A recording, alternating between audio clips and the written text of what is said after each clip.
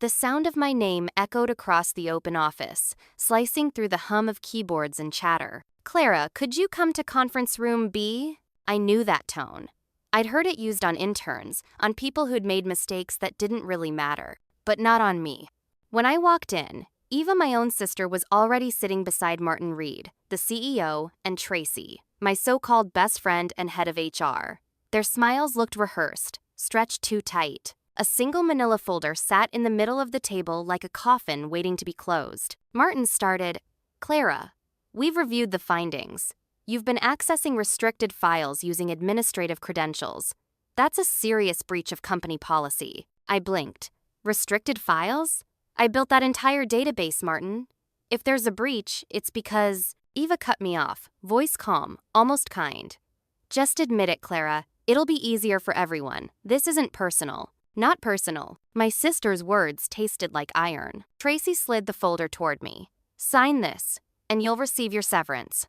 We can make this clean." Her voice shook slightly, just enough for me to know she knew. The papers read, "Termination for misuse of company data." Fake. All of it. The corners of my mouth twitched, not in anger, but in amusement. They'd done it. They'd actually fired me. Eva stood, walking around the table, unhooking my ID badge like she was peeling off an old label. "We wish you the best, Clara. Maybe this will give you time to find something that fits you better." The others chuckled softly. I wanted to scream, to throw that badge at her perfect white blouse, to remind her who'd pulled strings to get her this job, who'd taught her everything she knew about systems, who'd covered for her when she crashed the network her first month. But I didn't. Instead, I smiled. Just a small, knowing smile. Because in that moment, I realized something none of them knew. While they were busy plotting their little betrayal, they had forgotten one detail. I wasn't just an employee at Helix Systems. I was its hidden majority shareholder. So when I walked out of that glass box, with eyes following me like vultures over a carcass, I wasn't broken.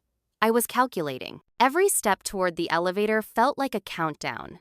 They thought they'd buried me, but I was already holding the shovel, and I knew exactly where to dig next. 6 months before that humiliating meeting, life was quieter, predictable, even. I lived in a small apartment in Oakland, close enough to smell the ocean on late nights when I coded with my windows open. My world revolved around Helix Systems, the cybersecurity firm I'd helped build from the ground up.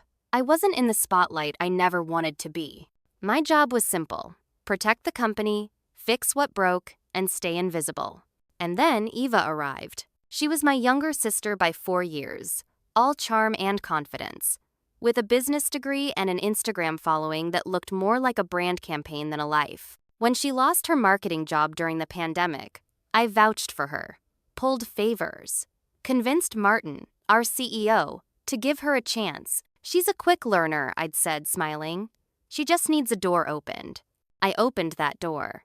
I just didn't realize she'd lock it behind me. At first, things were good. She'd stop by my desk with iced coffee, call me sis in front of coworkers, and make me laugh like we were kids again, building Lego castles on our bedroom floor. She was bright, too bright. Within a month, she was presenting ideas to Martin himself. By month 3, I noticed she was dressing sharper, staying later. Her name started appearing on projects I'd initiated. Still, I brushed it off. Family sticks together, right? Then there was Tracy, my college roommate and closest friend, the kind of person who knew my passwords, my heartbreaks, my every bad decision. She'd landed the HR role a year before Eva joined. I used to feel safe knowing she was there until she started spending her lunches with my sister. One Friday, we had dinner at my place. Eva arrived in a black blazer, fresh from work, while I was still in my faded Helix hoodie. She poured wine, smiled at me, and said casually, "Martin says he might promote me soon. Something to do with leadership potential." "Oh, leadership?" I asked, laughing. "You've been here 3 months." She shrugged. "He says I have vision. You're the tech genius, Clara, but I'm the face." That night, I barely slept. Not because of jealousy, but because of something else, an ache deep down that whispered, "She's starting to see you as competition, not family." From then on, the small things piled up like ash after a slow burn. Emails I never received, meetings I wasn't invited to, and once, When I walked into Martin's office to deliver a report, I found him and Eva standing too close, whispering. They stopped when they saw me. He smiled. We were just discussing restructuring, Clara. Nothing personal. Nothing personal. The same words she'd used to destroy me months later. I left that office that night, stepping into the parking lot's cool air, staring at my reflection in my car window, somewhere between family and friendship. Something sacred had cracked, and I didn't know it yet, but the pieces were already being used against me. The first sign of betrayal wasn't the lie, it was the silence that followed. The first time I noticed something was wrong, it was a Tuesday. Quiet, gray. One of those San Francisco mornings where fog wraps the city like it's hiding something. I was running diagnostics on Helix's internal servers when a pattern caught my eye. A series of unauthorized data pulls, small enough to slip past casual checks but precise surgical. The access log showed my own credentials. At first, I thought it was a glitch. I double-checked the IP address, the timestamp, the authentication token. Everything matched me. I froze. It wasn't possible. My laptop hadn't left my desk. My two-factor key was still attached to my badge. The system was airtight. I called Tracy from IT support. Can you check the access logs for node 24B? There was a pause. Is this about the breach Martin mentioned? The what? I asked, my heart tightening. Never mind, she said quickly. I'll look into it. But she didn't sound surprised. That night, I stayed late. The office emptied out, leaving only the hum of the vending machine and the city lights flickering through glass. I opened the logs again, tracing the data trails line by line. Someone had cloned my access key, a perfect duplicate, and whoever it was knew exactly where to look. The next morning, Eva stopped by my desk. She was dressed impeccably, as always, cream blazer, diamond studs, her phone buzzing with Slack notifications she pretended not to see. You look tired, she said sweetly. I was working on the breach. She tilted her head. Martin says not to stress about it. The board's handling it internally. That was my first real warning when someone tells you not to worry about your own job. Start worrying. By Thursday, I was summoned to Martin's office. The door was already open, like they were expecting a confession. He gestured for me to sit. We've received a formal complaint, he said, sliding a printed report toward me. My name was highlighted at the top. Unauthorized access to proprietary data. My throat went dry. That's not possible. Someone's framing me. Across the table, Tracy wouldn't meet my eyes. She kept flipping through a file, pretending to check details she already knew. Martin sighed in that fake sympathetic way bosses do when they've already made their decision. Clara, you're brilliant, but this looks bad. For everyone. I clenched my fists under the table. You know my record. You know I'd never... He raised his hand. Let's not make this emotional. That word again. Emotional. It's how men dismiss women right before they erase them. That night, I drove home through the fog, gripping the steering wheel until my knuckles went white. My sister's number flashed on my phone screen. I didn't pick up. Because deep down, I already knew who'd duplicated my access key. I just didn't understand why. Not yet. But I would. And by the time I found out, it would already be too late. Friday came with the kind of brightness that made the city look fake. Clear skies, glass buildings glowing, everything pretending to be perfect. I got to the office early, coffee in hand, ready to confront Martin with the proof that someone had duplicated my key.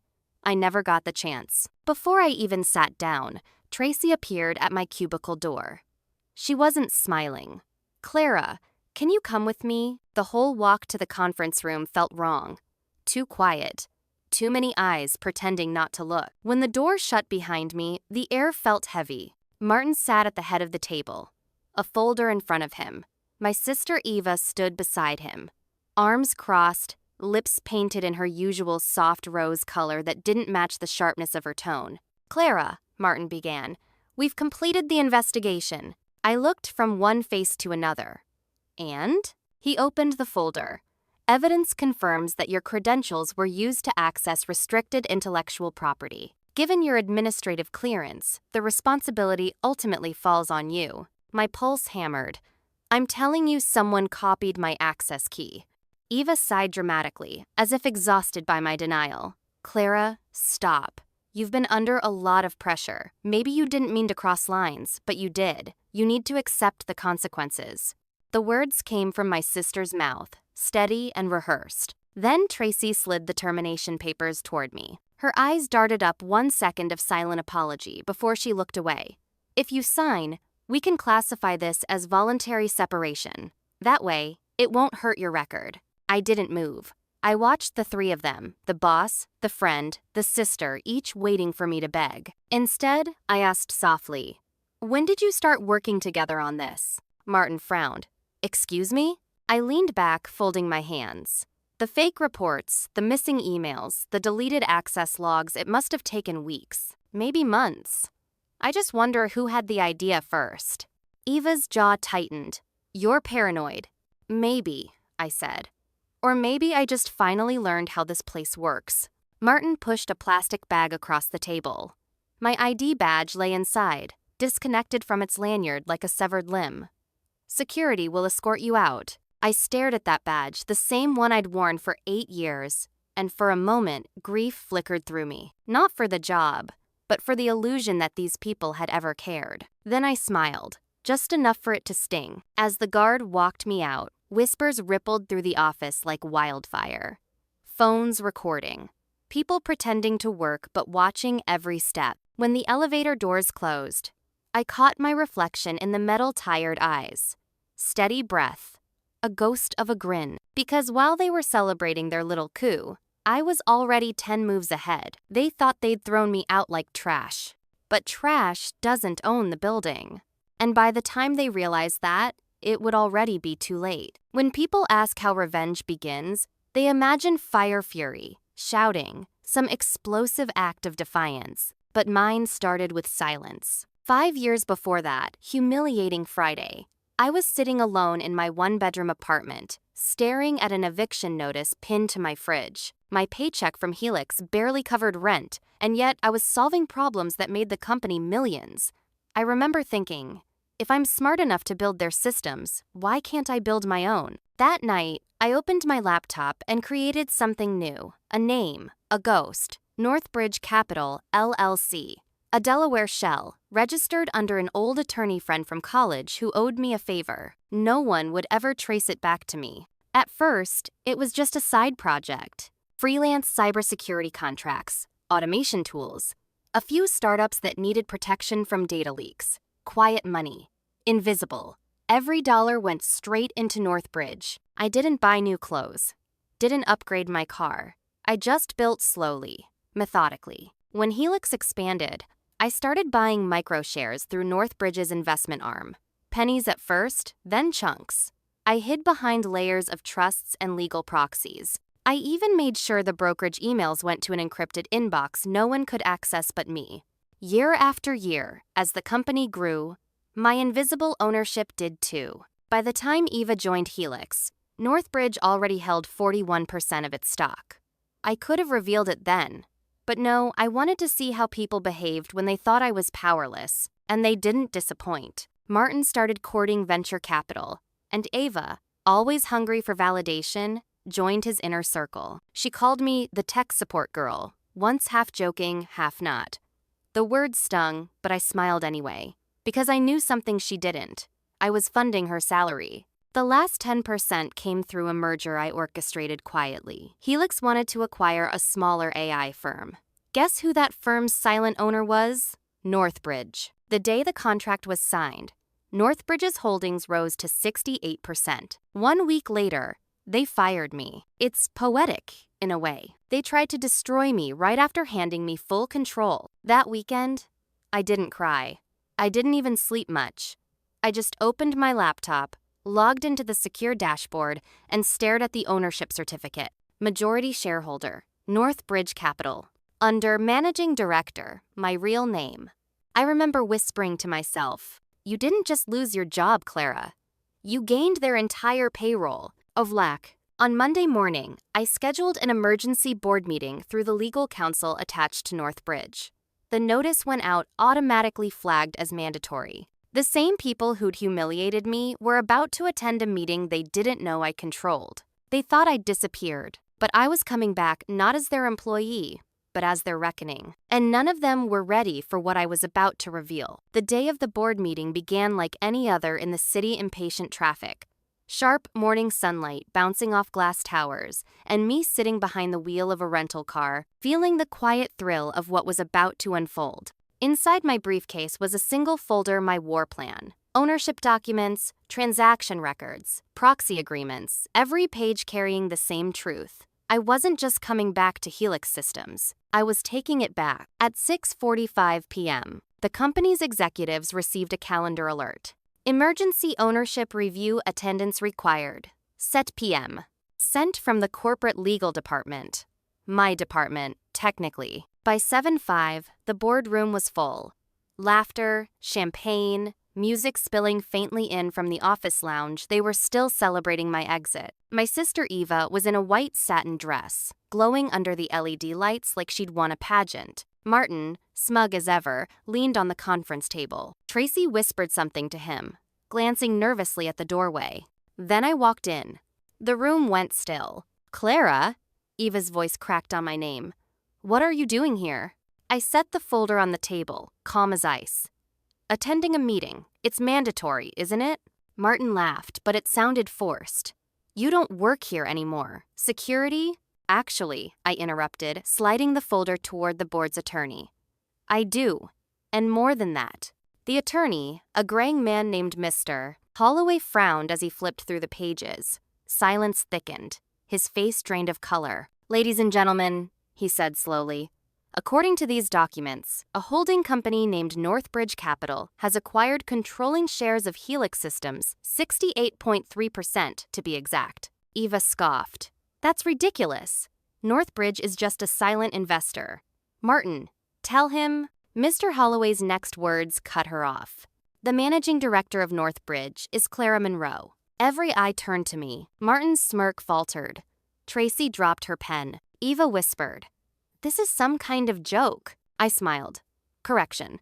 I was your IT manager. Now I'm your employer." The air turned electric. Martin slammed his palm on the table. "You think you can humiliate us? You tricked the board." I leaned forward. "No, Martin, I just learned to play by your rules." Then I opened the second folder, the real weapon. Inside were printed emails, falsified HR documents, payment logs, proof of their scheme to fabricate the complaint against me.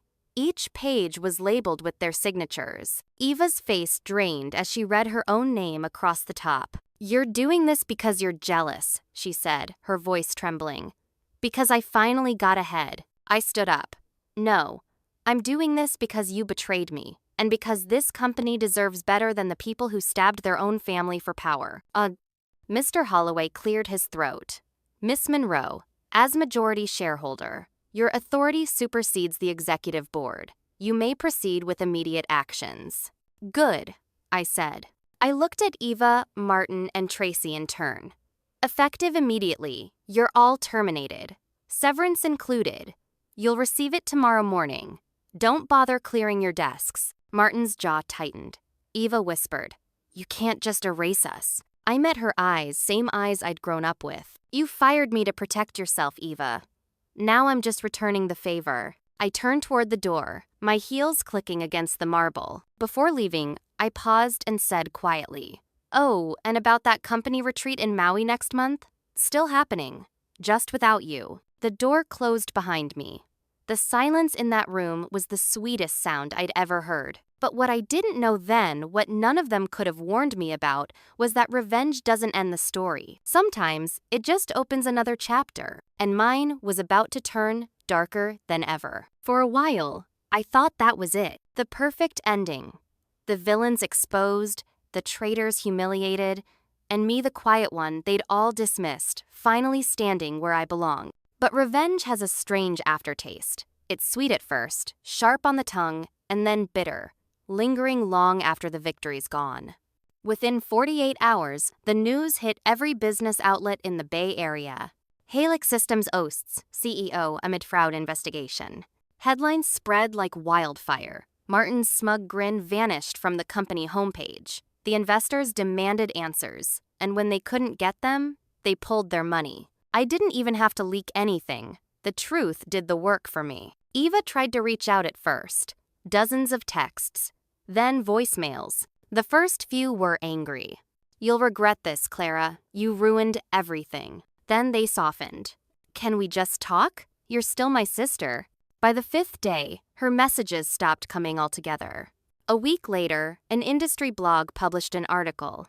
Former Helix VP launches new tech firm Reed Analytics. Her smile was on the front page, wearing the same confidence she'd always used to disguise guilt. But what the article didn't mention was that she'd built her new company using stolen Helix source code. When investors did their background checks, they found everything: the fake HR report, the internal emails, the firing. She was blacklisted within days. No one would hire her, fund her, or even meet with her. Her LinkedIn went dark. Martin fled to New York, trying to salvage what was left of his reputation. The venture capital firm he'd been courting withdrew their offer, citing ethical conflicts. Tracy disappeared from social media entirely. I should have felt satisfied, vindicated.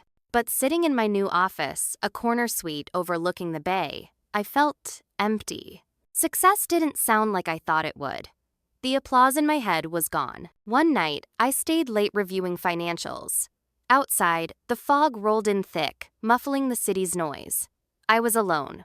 I liked it that way. Then, my office phone buzzed. No caller ID. I let it ring out. A minute later, an email arrived. Subject: "Still think you've won?" Attached: a single security photo, grainy, black and white, of someone standing in my condo hallway. My stomach turned cold. I opened the security app. The footage was real. Timestamp: 2 hours earlier. My door lock, my floor, my building. Whoever it was, they hadn't stolen anything. They just stood there, watched. That night, I slept with the lights on. By morning, 3 more messages had arrived, blank emails with attachments of old photos. Eva and me as kids, laughing in our backyard. No text, no sender name. For the first time in months, I wasn't thinking like a CEO. I was thinking like prey. I'd won the company. I'd erased my enemies. But something or someone was coming for me now. And it wasn't over revenge. It was about something much, much older. Because the past I'd buried was starting to dig itself up, the following week was chaos in slow motion. Helix was stabilizing under my leadership. Profits climbing, media attention shifting from scandal to success. The noise outside was quieting, but inside, the unease had only grown louder. Every night, the same pattern. A phone ringing once, then silence.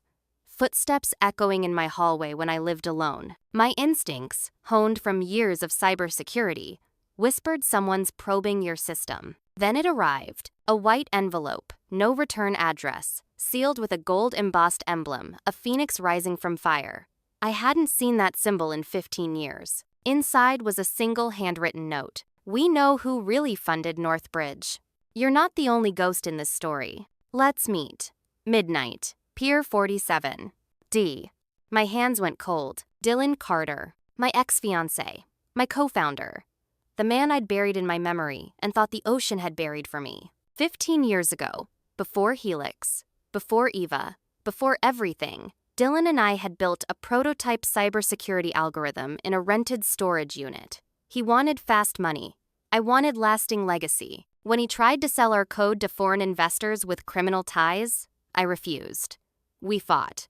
A week later, his car went off the Golden Gate. The body was never recovered.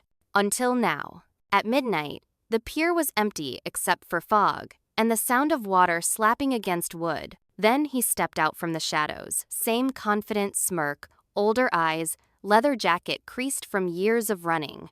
"Long time, Clara," he said. I froze. "You're supposed to be dead." He laughed. "Almost was. But watching you rise from nothing, that gave me a reason to come back." He pulled a flash drive from his pocket, tossing it onto the dock. "Everything on there proves Northbridge's seed funding came from my offshore account. Which means, legally, I own 49% of your precious company." I clenched my jaw. "You're bluffing." His smirk deepened. "Try me. You can give me half. Or I can leak this to the press, the board, and the IRS. Imagine what that headline will look like. Helix Systems built on stolen funds. The fog thickened around us, the sound of the bass swallowing every word. For a moment, I saw the boy I used to love, the one who dreamed with me, built lines of code on sleepless nights, believed in our future. But standing before me was a man who'd learned nothing from death, except how to use it as leverage. I met his stare. "You didn't come back for justice, Dylan. You came back because you're broke." His grin flickered. I opened my briefcase, pulled out a single folder, and handed it to him. "You should have stayed dead," I said. "Because I already bought the account you're talking about. 6 months ago. It's mine now." He blinked, disbelief cracking his voice. "You what?" "You used a dead man's bank. I used it to bury you legally." Right then, security lights flickered on. 2 attorneys and a private investigator stepped forward from the shadows. Dylan stumbled back. "You set me up." "No," I said quietly. "I finished what you started." He glared at me one last time, then turned and vanished into the fog as they followed him out. When I looked down at the flash drive lying on the dock, I realized my hands were shaking not from fear, but from exhaustion. Because revenge might have cleared my past, but it had also proven one brutal truth. You never really outrun ghosts. You just decide who gets to haunt you longer. 2 months later, the office was quiet again. No whispers, no eyes watching me from behind glass walls. Just the steady hum of servers and the rhythmic ticking of the clock above my desk. The press had moved on to new scandals. Investors had doubled down after my public restructuring plan. Helix Systems, my company, finally was stronger than ever. But me? I was somewhere between empty and alive. I'd spent years building this empire brick by silent brick, and yet standing here, I couldn't feel pride, just stillness. Sometimes, late at night, I caught myself glancing at the second chair in my office, the one Eva used to drop her bag on when she came by to chat. I'd deleted her number, but not the memories. I'd erased her access, but not the echo of her laugh. And then there was Dylan. His lawyers tried to threaten arbitration, but I'd already shut down every legal loophole he could crawl through. The man disappeared again this time, for good. I didn't chase him. I didn't need to. One morning, I drove to Marin Headlands, where the city looks small and the wind feels clean. I brought a single envelope, everything left from the Northbridge account, the shell I'd built to protect myself. I set it on the overlook and watched the paper catch the wind, flying out over the ocean like a ghost released. For the first time in years, I felt something close to peace. Back at Helix, I ordered a new frame for my wall. Inside, I placed 2 lines. They fired me from the company I built, so I built one that could never be taken again. Below it, I added one more inscription, smaller, almost like a whisper. Family doesn't mean loyalty. Loyalty is a choice. These days, I leave the office at 6. I walk home without looking over my shoulder. I cook dinner alone, listen to jazz, and sleep without checking security cameras. And when people ask how I survived what they did to me, my sister, my boss, my best friend, I just smile and say, "You don't survive betrayal by fighting harder. You survive it by becoming untouchable." Because power fades, revenge burns out, but peace? Peace is permanent.